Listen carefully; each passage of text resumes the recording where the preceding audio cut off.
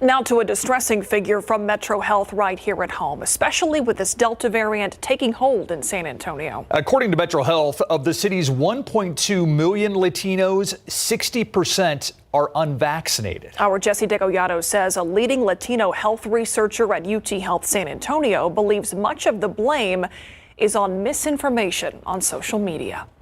Appeals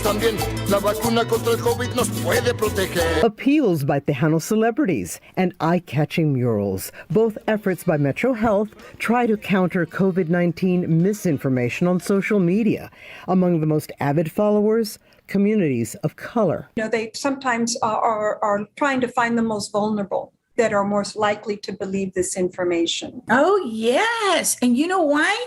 Because I wanted everything I could get my hands on. Salud America has her story on its website to urge more Latinos not to do what she did, even though her job in Harlingen is to train public health workers. Cavazos had looked on questionable websites for specific information regarding her pre-existing conditions and the vaccine.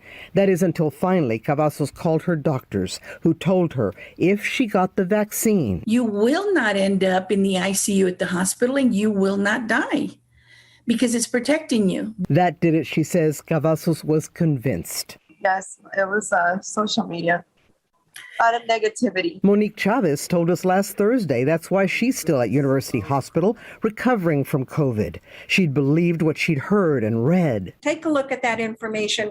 If it is not true, don't pass it on. You know, do a favor to yourselves, to your family, to your community. Don't pass that information on. We have to trust that this works because it does work. Jesse Degollado, KSAT 12 News.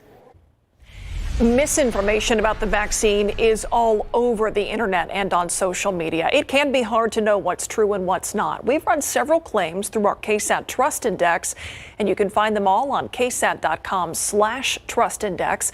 That's where you can also submit anything that you think is questionable that you'd like to get an answer to. ksat.com/Trust Index.